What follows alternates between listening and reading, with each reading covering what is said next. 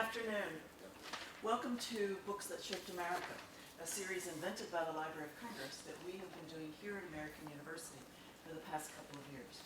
And when Elsie chose these collections, these books for this collection, they were very careful to say they're not the best books, they're not the prize-winning books, but they're the books that started conversations. They're the books that made people think about things in different ways. And so they range from the book we're talking about today to Goodnight Moon, which we will be doing in a later series. Or did we do that one? We already did Goodnight Moon. That was the one I missed. But it was children's books, and it was Dr. Spock, and it was a whole variety of books, the nonfiction as well as fiction.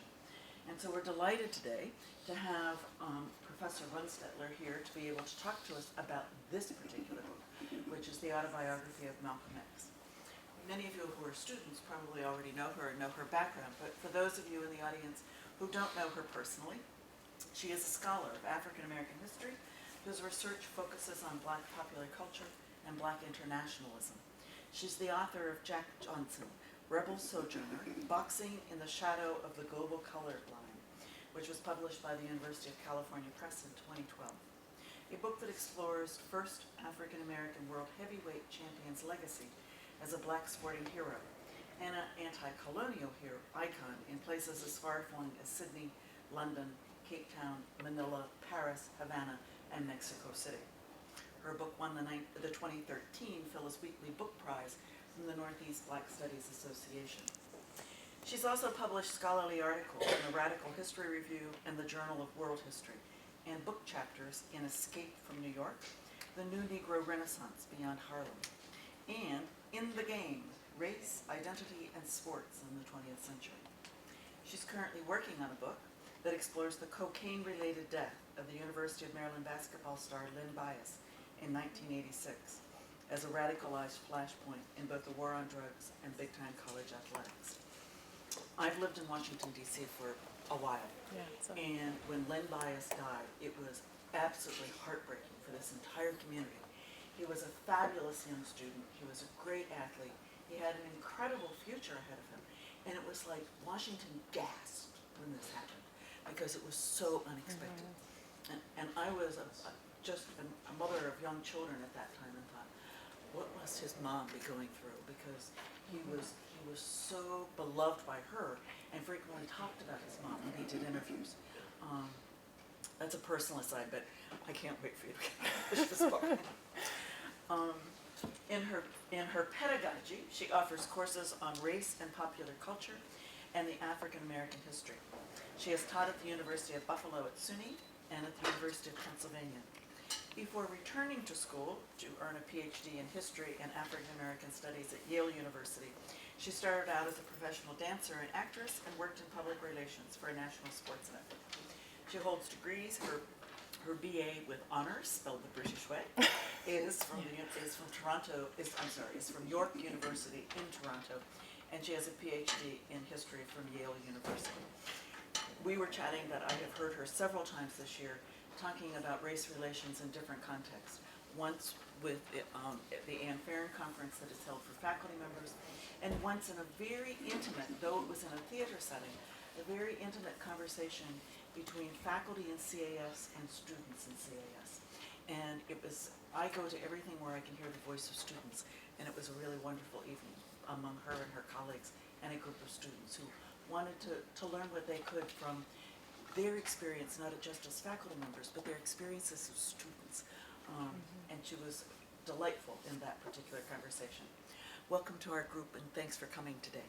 Thanks so much for having me. I see a couple of my students here, so thanks for coming out. I know that our schedules are really busy at this time of the year. So I'm going to give a talk called The Domestication of Malcolm X, and I'll explain why I've chosen this title. But just to give you a bit of background, growing up in Ontario, Canada, I first encountered Malcolm X through popular culture in the early 1990s. So through iconography and rap music videos. Now I'm sort of dating myself, telling you how old I am. And also through Spike Lee's movie, which was released in 1992.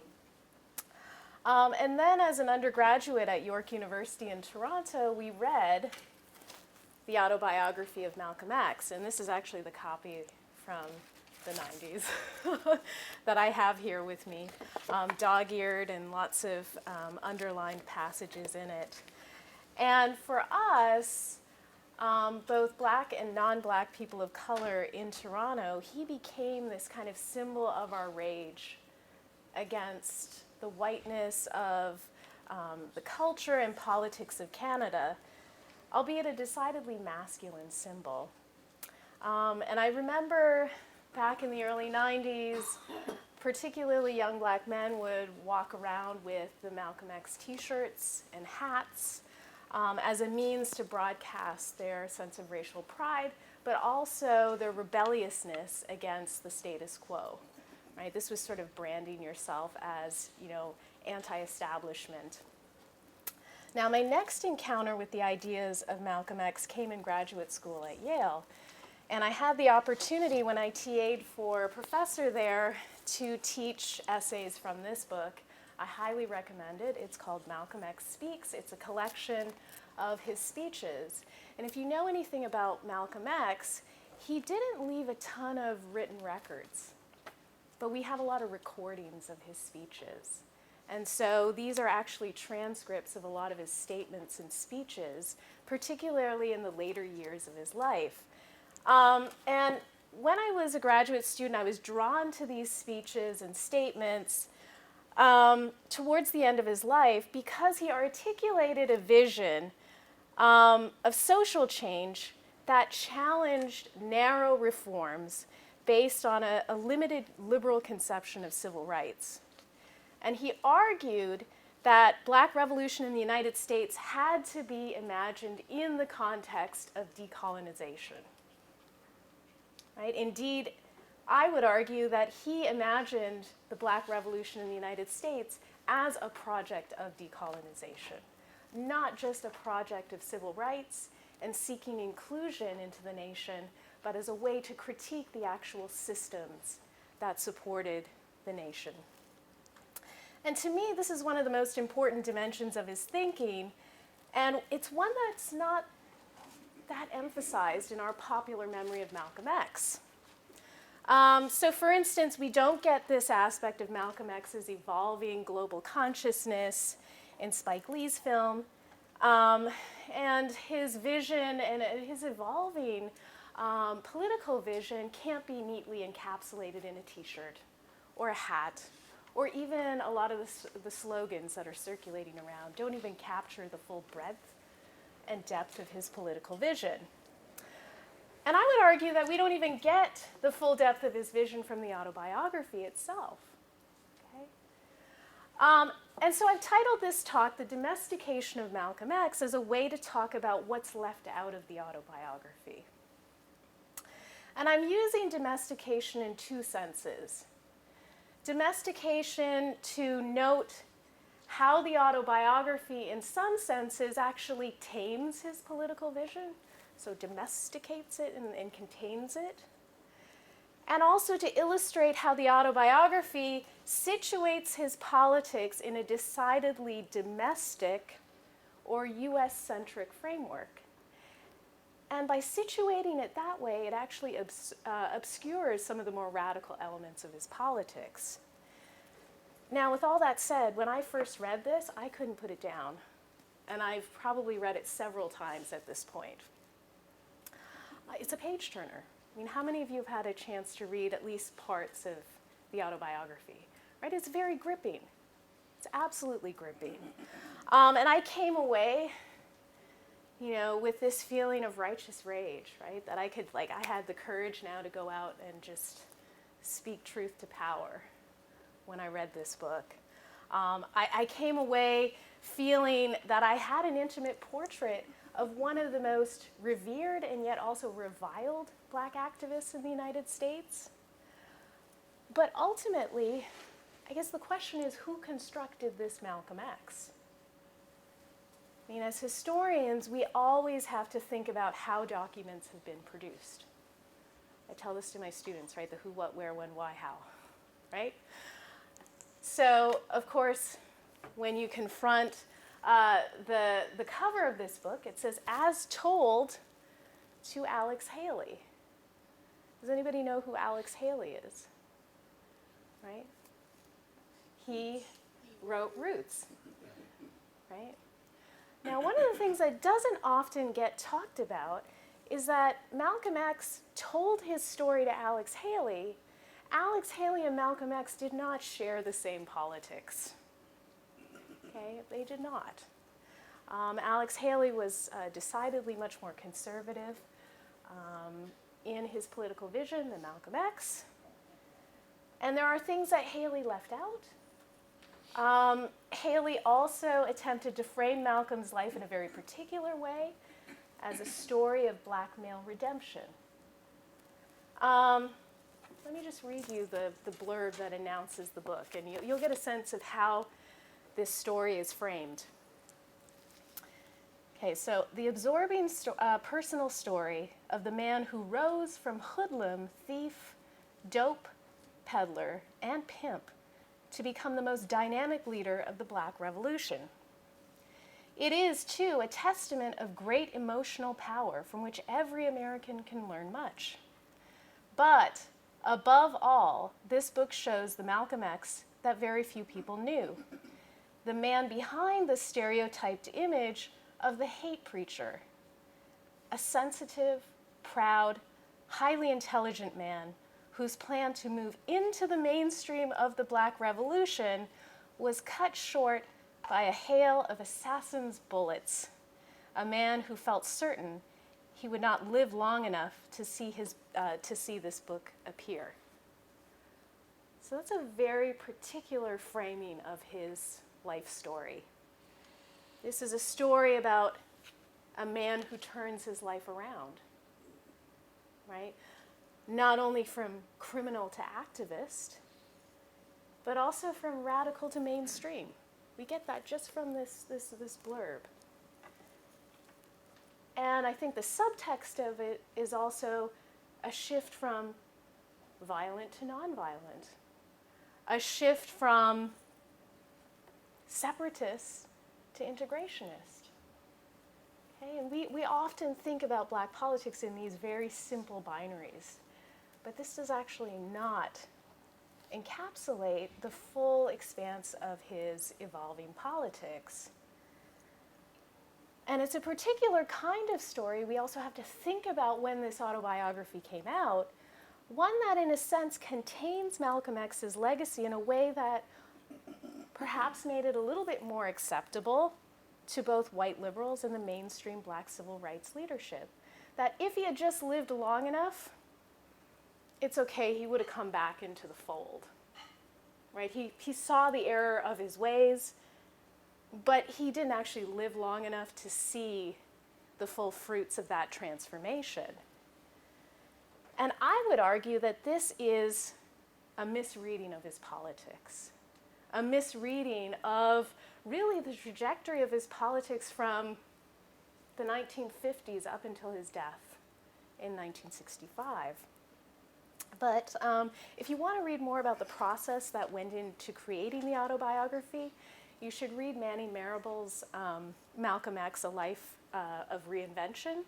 They talk a lot about the process by which the autobiography was created.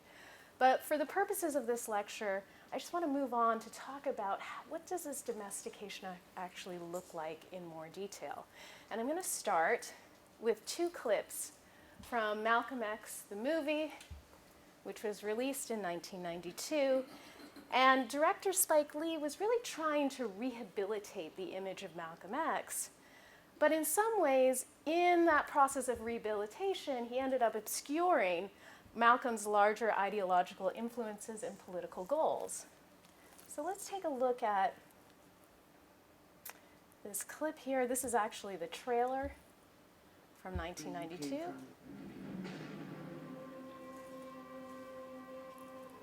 What's your name? No. That's the name of the slave masters who own your family. You don't even know who you are. Who are you? They Roseland. Roseland.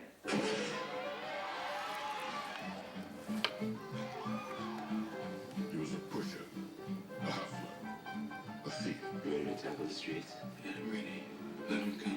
He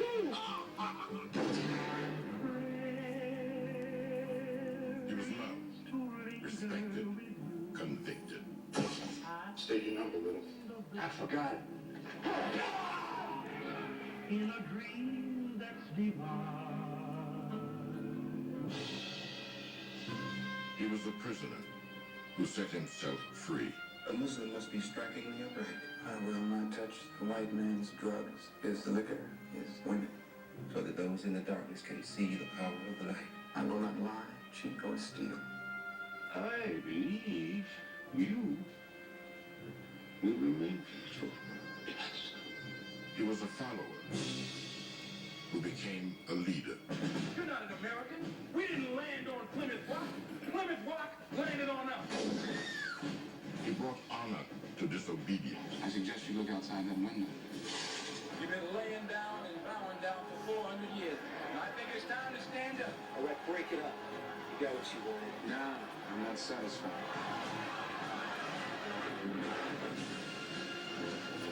That's too much power for one man to have. And a voice to a people who longed to be heard. You saying you're anti-white? No, you're saying I'm anti-white. I'm sorry, Betty. I haven't been the best husband. You advocate violence. No, sir.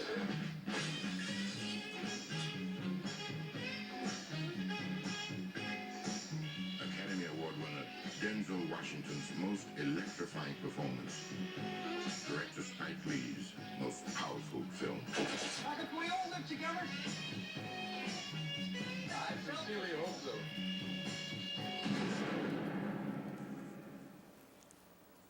How many of you have seen this movie?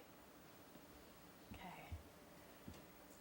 I mean, I still love the movie, even though there's so many things that are left out of it. But what kind of story do we get of Malcolm X from this trailer? I mean, it's a conversion story, right? So he goes from being sort of like this aimless criminal to having a religious reawakening, and then he manages to harness power. And it's a very masculine vision of power, right? You have his almost sort of paramilitary lineup of men outside of the police station. And Mecca serves as a kind of turning point in this narrative, a turning point at which he realizes, oh, you know, I shouldn't be preaching separatism. You know, we should really think about promoting racial unity. But again, I think those categories really just don't make sense. There's a little bit of gesturing to his connection to the African world or the third world. When he's giving one of the speeches, in behind are the pictures of third world leaders, right? But there's no sort of development of this as central part of his ideology. And so in some ways, Spike Lee's Malcolm X frames Malcolm and by extension, Black Power. And if we go back to even the iconography on the film posters, situate it within the context of domestic US politics. Okay, and it tends to present Malcolm X as a black nationalist in a relatively narrow and a kind of reactionary sense of the term. And what it leaves out are the international dimensions of Malcolm X's ideas and actions. It doesn't contextualize the ways in which he talks about violence, for example. Glaringly absent from Lee's film is Malcolm's embrace of a more progressive form of nationalism. So, for example, when he sought to take the black question to the United Nations. Also absent are his relationships with world leaders, especially on the African continent. And there's no discussion of his understandings of decolonization and third world politics. And yet, if we think about Malcolm X's formative years, when he came of age as a political activist, say from 1945 to 1960, within that span of time, you had the emergence of 40 new nation states in the former colonial world. And yet this is not really sort of talked about as a central part of what shaped his consciousness. And we cannot think about Malcolm X without thinking about decolonization. So I'm going to show you a story from Life magazine. Okay, this was Life's pictorial and article on the end of Malcolm X's life, his assassination. Now, if you actually look at Spike Lee's film representation of Malcolm X's assassination, there's somebody missing from that picture. And that person is the woman holding his head, a woman by the name of Yuri Kochiyama. Now, I bring up Yuri Kochiyama and her absence as a way to talk about problems with the framing of Malcolm X in this sort of domesticated sense. So Yuri Kochiyama was a Japanese-American human rights activist. Okay. She was there holding his head at the time of his assassination. And in some ways, leaving her out of this story and leaving out the fact that Malcolm had a friendship with her, that Malcolm's radical internationalism and its evolving analysis of racism actually informed her politics, cuts out a whole dimension of Malcolm X's understanding of power and understanding of oppression as interlocking systems that were working at the local, regional, national, and global level. So in 1960, Yuri Kochiyama and her husband Bill and their children moved to a low-income housing project in Harlem. Yuri and her family invited many civil rights activists, such as the Freedom Riders, to their home gatherings, and they also became members of a group called the Harlem Parents Committee, which was a grassroots organization fighting for safer streets and integrated education. And Kochiyama became fast friends with Malcolm X. X and Kochiyama met briefly in 1963 at the Brooklyn courthouse. And Kochiyama told Malcolm that she admired his work, but disagreed with his stance against integration. Malcolm then invited her to his 125th Street office. However, he was soon silenced by Elijah Muhammad, the leader of the Nation of Islam, for his infamous remarks about chickens coming home to roost following President John F. Kennedy's assassination. Now, Malcolm eventually broke ties with the Nation of Islam in early 1964, and he left because of the organization's restriction against political activity. And he was also disturbed by rumors about Elijah Muhammad's indiscretions with women and the Nation of Islam's finances. So where does his activism go from there? And this is the piece that often sort of falls out of view. He then established the Organization of Afro-American Unity, a secular organization organized and modeled on the Organization of African Unity, which was created by the newly independent African states. Malcolm planned to use his organization to build independent Black institutions that would address Black economic issues, that would support Black participation in mainstream politics, and most of all, to represent African Americans on the world stage, particularly at the United Nations. Okay, so again, it's very difficult to sort of cast that as Malcolm sort of capitulating to a narrow kind of vision of civil rights. Right? He's also thinking about this within the context of how is the world actually going to become reordered as third world nations become independent? And how can African Americans actually learn from those struggles and take those same kinds of models of independence and self-determination and figure out how to make them work inside the United States. Now, on June 6, 1964, Kochiyama and X crossed paths again. At Yuri's invitation, Malcolm arrived at the Kochiyama's apartment to meet Japanese atomic bomb survivors and journalists who were on a world peace tour. Okay, so he was also connected to the anti-nuclear movement. He was connected to people who were pacifists. Okay, this is not this sort of dichotomous kind of representation of Malcolm X that we tend to get. More than anyone else, the survivors of the atomic bomb wanted to meet Malcolm X. Malcolm arrived with 3 security guards. He thanked Kochiyama's guests for touring Harlem, and he drew a connection to their experiences in Japan, and he said that Harlem had, quote, been scarred by the bomb of racism. So he was really thinking about ways to connect with other struggles and the ways in which violence was being perpetrated in legal and extra-legal ways by state and non-state actors.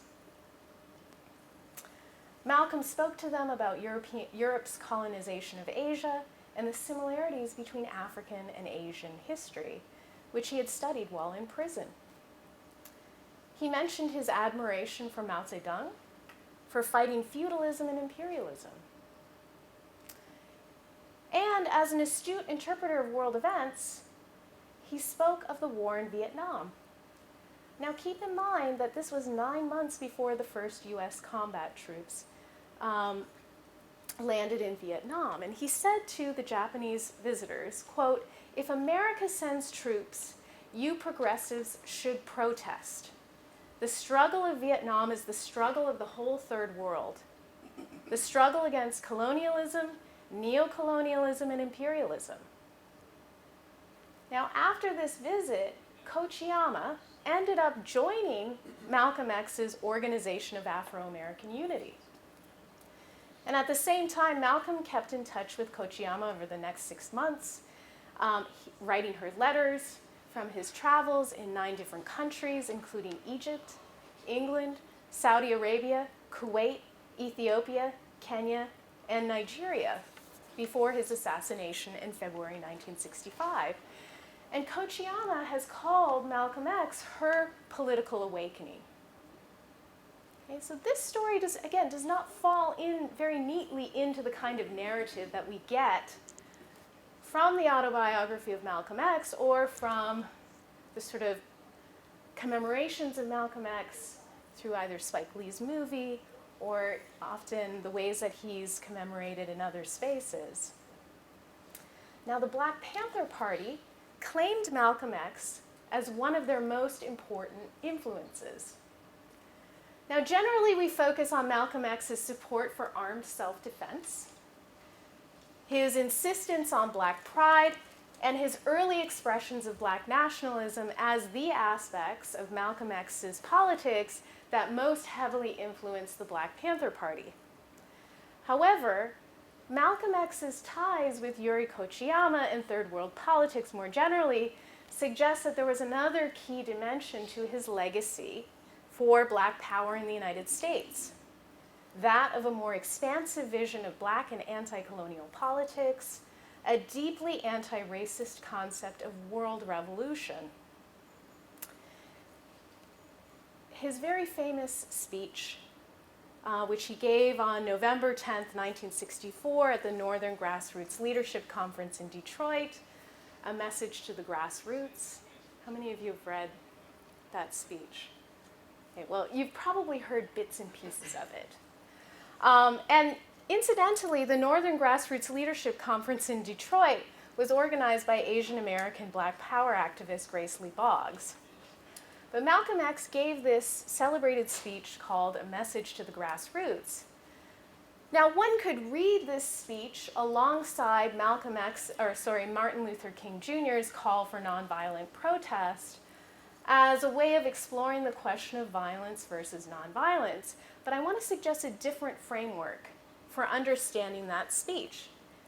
In that speech, Malcolm contrasted the U.S. civil rights establishment and the 1963 March on Washington, which he referred to as House Negroes, and a picnic, with Kenyan, Chinese, Algerian, and Cuban revolutions, which he noted were bloody, hostile, and uncompromising.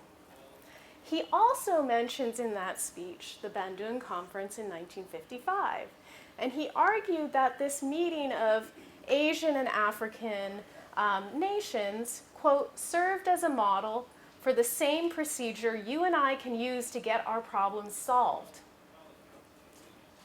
Despite their economic and political differences, they came together. All of them were black, brown, red, or yellow. Again, not really totally legible in the framework of integration versus separation. Right? This is a different kind of worldview that's questioning Western imperialism. Now, the international focus of Malcolm's speech, which emphasized the need for political unity born of shared capitalist and imperialist oppression, was all the more extraordinary given the fact that many black journalists and leaders really remained focused on events taking place in the US South. So in some ways, he was having a different kind of conversation. He was thinking about the South, he was thinking about the North, but he was thinking about the US and the African American situation in the US in relation to these other political struggles that were happening in different parts of the world. And what kind of world could we actually imagine if we seized the opportunity to change these structures of power? Now remember that throughout the 1950s and 60s, the US and the Soviet Union were battling for influence over the newly independent Asian and African nations. So they wanted to figure out how they, as a bloc, could come together and cooperate to shape world politics rather than remaining the pawns or the satellites of the US and the USSR. So one imagined alternative to a bipolar world was to think about Afro-Asian solidarity. So the aims of the Bandung Conference, which Malcolm referenced in this speech, his message to the grassroots speech, the aims of the conference were to promote Afro-Asian economic and cultural cooperation, to oppose colonialism, neocolonialism by the United States, the Soviet Union, and other imperialistic nations. Okay? To suggest a third way forward, and that, in fact, is where this notion of third worldist politics comes out of. The third way forward, as opposed to the first and the second. Right? How do we actually come together to reimagine a different kind of alignment? And one that's not necessarily just going to line up with Cold War politics. Right? So 5 years later, in 1960, 5 years after the Bandung Conference, Malcolm X attended the official functions of several African nations at the United Nations General Assembly in New York. And there, he met Gamal Abdel Nasser of Egypt, Ahmed Sékou Touré of Guinea, and others. Fidel Castro also attended the assembly. Malcolm X and other community leaders met publicly with Castro in Harlem. Okay, so I want to suggest that going to Mecca is one piece of a much larger vision of how African Americans in the United States are connected to this contestation of power, imperial, capitalist, and colonial power.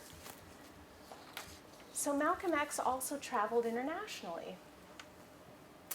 So he visited Africa on 3 separate occasions, once in 1959, twice in 1964, and during his visits he met officials, gave interviews to newspapers, and spoke on television and radio in Egypt, Ethiopia, Tanganyika, which is now Tanzania, Nigeria, Ghana, Guinea, Sudan, Senegal, Liberia, Algeria, and Morocco.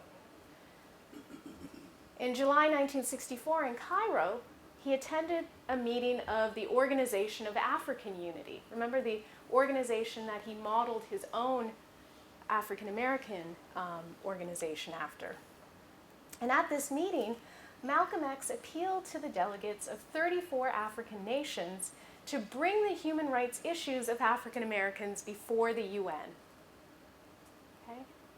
Again, these aspects of Malcolm X's political legacy are often overlooked. And yet we can clearly see the influence of this kind of desire to draw a kind of critique and connection in his speeches. So let me give you an example. Now, this speech was given post-Mecca, right? So he went to Mecca in April 1964. He's giving this speech, which was called Not Just an American Problem, but a World Problem, in February 1965, shortly before his assassination. And not too long after the passage of both the 1964 Civil Rights Bill and the 1965 Voting Rights Act. So I want you to take a moment and just look through these two paragraphs that I've lifted from the speech. What kind of connection is he drawing between African Americans and Africans?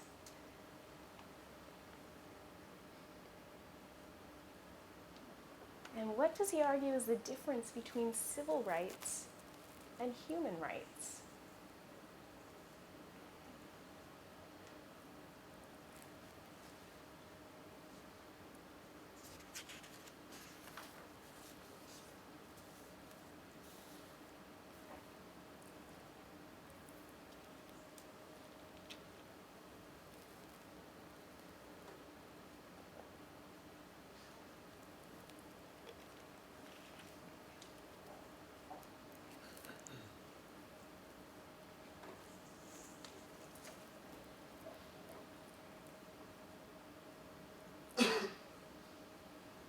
My students who've had me before know that I usually do this way more when I lecture, because I don't like to talk too much, but I was a little bit more formal today.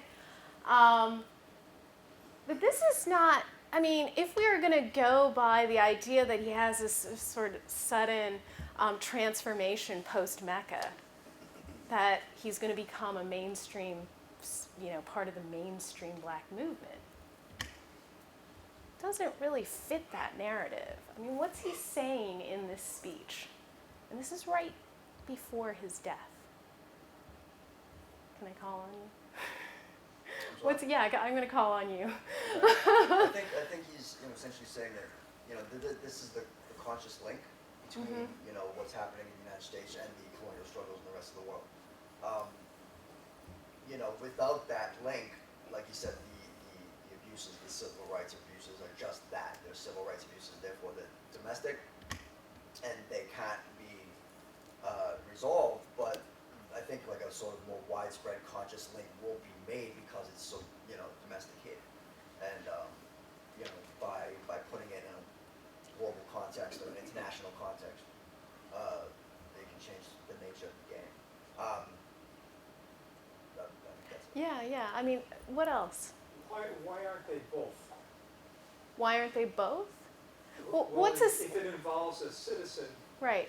It can be both a civil right violation Right. as well as a human right violation at the same time. Well, there's a difference between a civil right, which requires that you actually have membership in the polity, where he's suggesting basic human rights should apply to you just because you're human, right? Citizenship. Yeah. Civil rights is basically on the fact that the majority, what's best for the majority and all the citizens. So first of all, black people aren't even seen as human, let alone citizens of a country. Mm-hmm. How can you you're fighting for literally your humanity.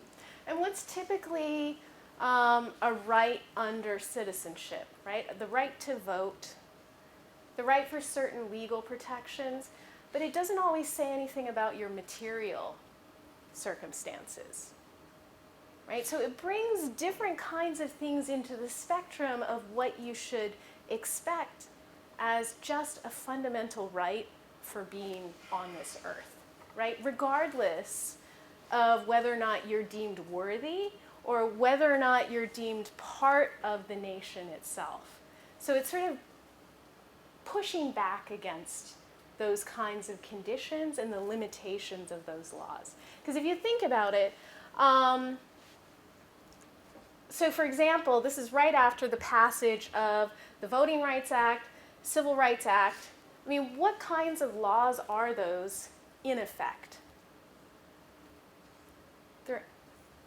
Well, I wanted to bring up the analogy of maybe the difference between civil rights and human rights. I think citizens were not being treated as citizens. They were being denied basic humanity.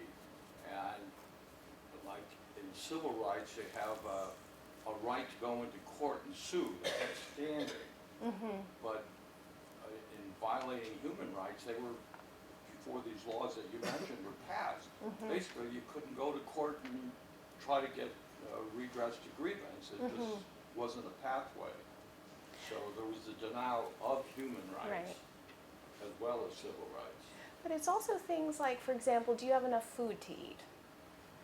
Are you being educated at the same standard as everyone else? Do you have protection from legal and extra-legal violence?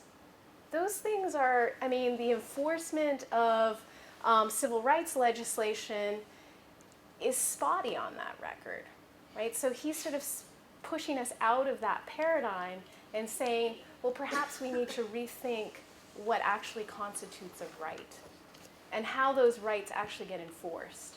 Because the court system, on most occasions, was not working for African Americans, right? And if you think about it, that legislation, the Civil Rights and the Voting Rights Act, are really at heart, they're anti-discrimination legislation. Right? They're not guaranteeing anything other than the fact that you have the right to redress if you have been discriminated against. So this doesn't change things like police brutality. This doesn't radically shift whether or not people are hungry, whether or not people have access to things that can sustain their communities. Right? So this is really what Malcolm X is talking about when he's talking about the limits of the mainstream civil rights movement, and it's sort of focus on pushing for the end of desegregation. Desegregation doesn't necessarily fix all of these problems. And he argued that black people needed land, power, and freedom, not just desegregation, right? That's a different formulation of rights. It's actually maybe even something that cannot be encapsulated by the language of rights. And he said at one point in one of his famous speeches, quote, "Revolution is never based on begging someone for an integrated cup of coffee. Revolutions overturn systems," right? So we get caught up in the ways in which he uses this sort of binary between segregation and integration for rhetorical effect without actually realizing that he's really talking about the need for systemic change, as opposed to just sort of marking African Americans once again as citizens with an polity that is not interested in treating them as first-class citizens. So it's not surprising that Malcolm X and his successors in the Black Power movement analyzed the problems facing African Americans in this way, given that he and others in the subsequent generation were witnessing decolonization movements across the third world, and we're trying to really, look at this period not as a period of despair, and that's often how it's looked at. Sort of the point from the mid-1960s into the 70s is often cast as a moment of failure in black politics. You know, like we got to this sort of apex of, triumphant change in the mid-1960s, and then it just somehow all went to shit, right? That's the usual narrative, right? The sort of popular narrative. But, there's a way in which reckoning with the full complexity of Malcolm X's political vision actually forces us to ask why we see that moment as a failure. Because actually I think there's a lot of hope in this. There's a lot of sense of optimism about the malleability of the world and the ability, if people are going to come together and reimagine what it means to be human, what it means to be, part of a community, that things could actually be reworked and changed. Right? So I just want to leave you with like this hopeful and optimistic vision of Malcolm X, not as somebody who finally came into the fold and sort of followed the mainstream civil rights logic, but somebody who was actually pushing further and asking us to reimagine the world, the kind of world that we want to live in.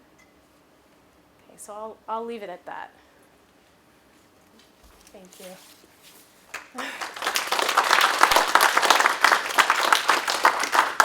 And of course, this is not to sort of say that, he was by any means a perfect figure.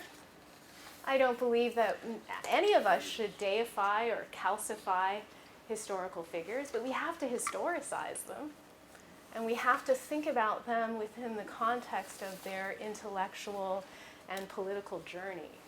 So anyhow, I'll open it up for questions. Yeah? I just wanted to know, the book that you mentioned right at the beginning was by Malcolm? Oh, this one? Yeah. Malcolm X Speaks. It's a collection. George Brightman is the editor. No, there was another one you mentioned. Where Oh, Manning Marable. Yes. It's also a very controversial book. Oh. Very controversial. I was actually at a forum at Georgetown last night looking at Malcolm X through a feminist lens, and there's lots of people who have big time problems with Manning Marable's framing of Malcolm X. But on the other hand, it's kind of what we have right now. And I think everybody should read it, but I'm hoping, and we all said this, we're hoping that younger scholars will come forth and rethink it. I mean, I think the idea is helpful that Malcolm X was somebody who was constantly changing and reinventing himself. That aspect is very helpful because I think that there's a way in which we've... Box ourselves into a binary. Absolutely. Or just imagining him in one way, when in fact, over the course of his career, he changed his mind about things all the time. Yeah. Did you see the play in Baltimore No. A couple of years ago about an imagined meeting between Malcolm X, Martin Luther King, Muhammad Ali, and Sam Cooke? Wow. And it was an amazing discussion. What was the title of the play? I don't know who the playwright was, but it was it was amazing about their different political views, about their human views. Yeah. And it took place on the night before Ali's fight against Sonny Liston. So okay. It was a really amazing program of these four guys. It was just the four of them together in a motel room.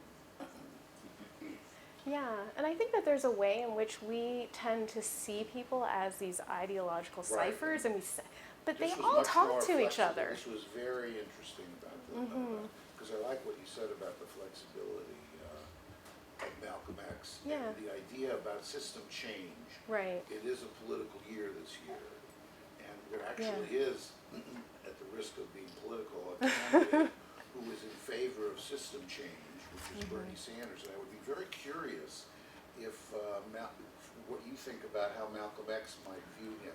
Oh, I don't want to be like the voice from the past, like bringing him to life. Imagine things. I mean, why not imagine what you think? I mean, he talked about system change and not just liberal gradualism. Yeah.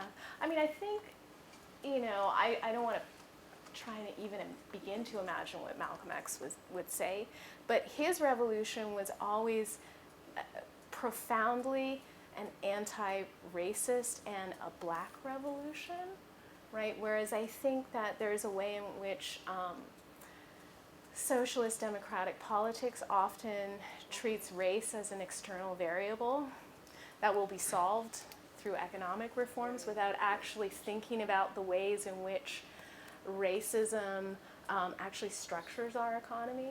So I think that Malcolm X would have things to say about that. But, you know, the lesser of two evils, I don't know. Yeah. My question's more about, like, you were talking about this event you went to last night. I've Yeah. read that Mary Mirabal book. Mm-hmm. So I'm wondering what was, like, the feminist critique of the book. Like, was it mostly about the book or just this framing? I think the framing of him as somebody, I mean, just the masculinist kind of framing of him and the ways in which it sort of, it didn't really sort of critique his paternalism towards women.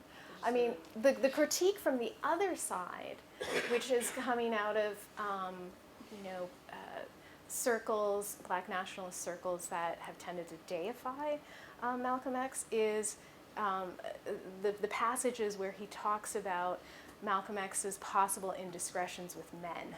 Right, yeah. That was a huge hot button because there's a way in which Malcolm X became a kind of symbol of the redemption of black manhood, and nobody wanted to sort of complicate that, right? And so part of what we were talking through last night was how do we actually, like, we all, you know, love Malcolm, but we also think he's really problematic. So how do we reckon with that and use it as a place to start conversation rather than just shutting it down? So we're all complex and contradictory people, right? So how do we actually deal with people, and nobody can ever be a pure revolutionary. So how do we actually figure out ways to connect to each other and have those hard conversations and then figure out what we can do with that? Yeah, I think I saw a hand over here in the I was just wondering, being that Malcolm X, after Mecca and a lot of the women of the Nation of Islam coming forward to him about stuff like about Elijah Muhammad, a lot of people in the black community especially believe that Elijah Muhammad had a hand in Malcolm's death. I mean, what do you think? Oh gosh, that's the $1 million question. I don't even know. That's above my pay grade. I don't know. I mean, I don't know. I mean, my thing is that regardless of how he actually was assassinated, what gets cut down, I mean, if it wasn't somebody within the Nation of Islam, he was already becoming very dangerous in terms of what the kinds of things that he was saying, critiquing the Vietnam War and all sorts of other things that made him very, unpalatable across the United States. So in some ways he was a target. Regardless. Yeah.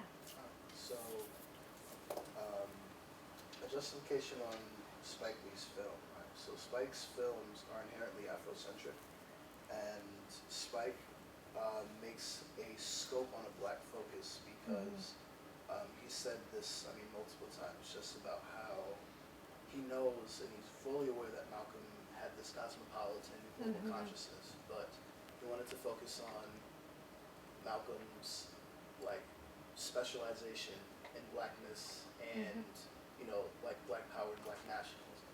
So his entire purpose of that is this idea that whenever someone tries to make some sort of specialization about black folk, there has to be some other oppressive group or that needs to come into the picture, right? So that's one of the arguments. So I guess the question is that necessarily domestication, or is that just a specialization of black nationalism? And if the two are, one and the same, where could be some differentiation? Yeah, no, that's a great point. And I think that I'm not trying to, by mentioning Yuri Kochiyama, I'm not trying to decenter black revolution, but rather to say that his idea of black nationalism was actually more revolutionary than what Spike Lee proposes. Right? He was really talking about how do we dismantle these systems that, how do we actually dismantle these systems that are oppressing not just African Americans in the United States, but this is part of a kind of world system that's predicated on Black oppression. And so I don't really, I love that movie. So I don't want to, make it seem, and I think that there is a tendency to try and say, okay, we can't focus on only things that are Black, and they can't become legible unless we sort of, wrap them in another narrative. But I think there's other ways. I just picked Yuri Kochiyama because that was the most obvious example to me. It could have been a discussion of his vision through the organization of Afro-American unity, which could have been part of the focus of the film. And so we end up with these, the overturning, I think, of a lot of misunderstandings about Malcolm, but on the other hand, leaving out actually the really radical aspects of his politics that involved not just a critique of racism, but also the ways in which racism shaped capitalism and imperialism. So, yeah, it's a tough one. And then the other thing is, how do you actually encapsulate that in a film? Right? Which is, that's the other question is, should we be relying on films to tell these very complicated stories that sometimes can't be encapsulated into very seamless narratives that are entertaining, right, and easy to follow. So, but that's an excellent point. But I don't think we should ever shy away from, or feel that we need to have ourselves reflected, like non-Black people need to have themselves reflected in order to validate something. Yeah, I'm very much on board with that. Given that the popular consciousness tends to view Martin Luther King and Malcolm X as polar opposites ideologically, notwithstanding that, do you believe that that Malcolm's opposition to the Vietnam War might have had some influence on Martin Luther King? There was a whole march in Harlem against the Vietnam War, right? So there's a way in which we've imagined protesters of the Vietnam War as being white. Yeah. No, this is not the case, right? And in fact, the Black Panther Party was actively organizing long before the institution of the draft and the real sort of upswing in the anti-Vietnam movement. So I think in some ways we've imagined that issue as being, that critique as being so far outside of the Black community that it could only be voiced by people like Malcolm X or Martin Luther King Jr. But in fact, this was a critique that was, in some ways rooted in the fact that African American men were the ones to be sent to this war because they couldn't get the same kinds of exemptions as white college students, for example. I'm wondering, after his separation from the Nation of Islam and his travels in Western Africa, how much did his religion really affect his policies? I think he went to a more orthodox version of Islam, and I think that his understanding of Islam was informed by the various expressions of it in different places that he traveled. And so that political awakening happened alongside a kind of religious awakening that Islam could become the vehicle of a critique of the political status quo. So it's not a very thorough answer, but that's probably as far as I can take it. Yeah. Do we have time for? We have time for a couple more. Okay. So let's see in the back. Yeah. Speaking of Islam and its influence in his life, has there been scholarship around the question of, did the issue of his early violent approach to these issues, was that more negative than his focus, his later focus on Islam, in terms of the way he was viewed by the popular press or by the society at large? See, I actually don't think he had a violent approach to politics, ever. I mean, he talked about self-defense, and I think his commentary was more about the violence that was being perpetrated on African Americans than actually the fomenting of violence, right? And an understanding of the ways in which daily violence was exacted on these communities. So that's something that I push back on, that framing. So I don't necessarily think that he all of a sudden became peaceful because he went to Mecca. I mean, he was always talking about the overturning of these systems that produced violence, racialized violence. Okay, but so if you take that early approach to activism that you have, and then compare it with the last year or so, you know, especially after the Mecca visit and the travels that you referred to, did the latter focus on Islam heighten any fear among the popular greater society?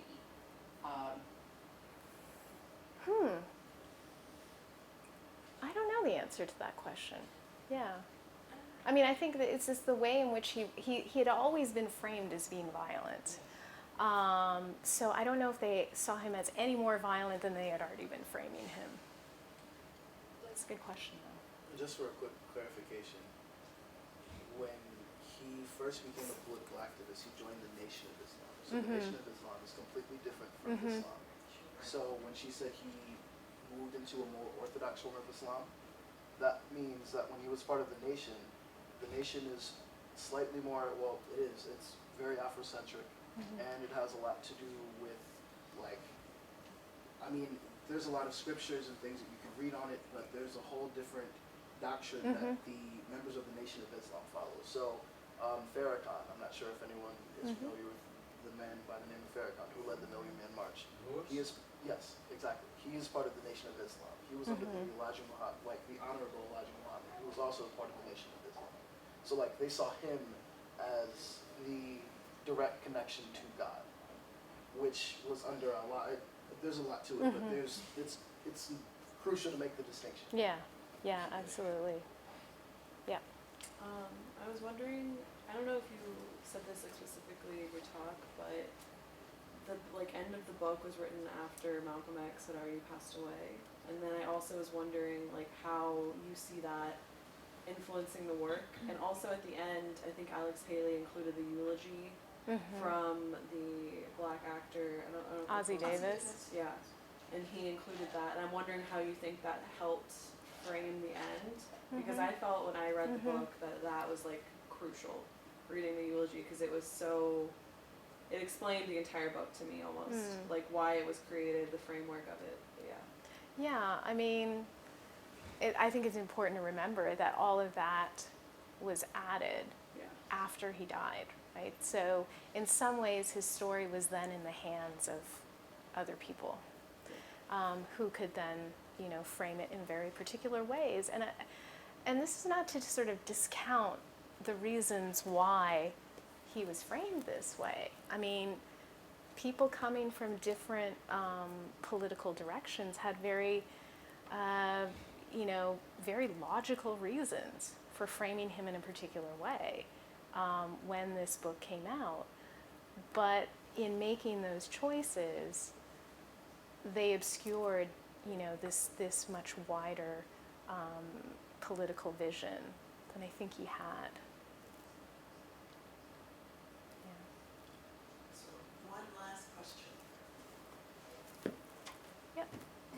Oh, sorry. My question is, you mentioned earlier that Alex Haley and Malcolm X had pretty substantial political disagreements. So then do you know why Alex Haley ended up being the one who why Malcolm X chose to collaborate on him with the autobiography? That's a good, you know what? That's all covered in Malcolm X, A Life of Reinvention. I haven't looked at that book in a while, but I know that there's a discussion about how he ended up. It's Manning Marable's book. Yeah, there's a whole section on, you know, looking at the process of how the autobiography came into being and the ways in which certain choices led to certain results in terms of the narrative. That was how Barack Obama read Malcolm X when he was a teenager as A Life of Reinvention. He was very moved by that. And then his core objection to Malcolm X was how Malcolm X hated the fact that he had white blood circulating in his cardiovascular system. And so that was where he split because of his own mother. But it was really important, the idea about reinventing yourself and becoming a different person. Yeah, and I think we have to understand that, I mean, this is a moment when people are trying to valorize and embrace blackness, right? So it's not just about sort of like saying, oh, you know, like, I don't want to have any white blood in my veins. It's really about saying, I'm black and I'm unapologetically black, right? And to understand that that was a very strong and important political statement in the context of his time. Yeah, absolutely. Yeah, it's a one facet of a process of decolonizing the mind, right? So letting go of these external standards that, you know, place blackness at the bottom. So. Join me in thanking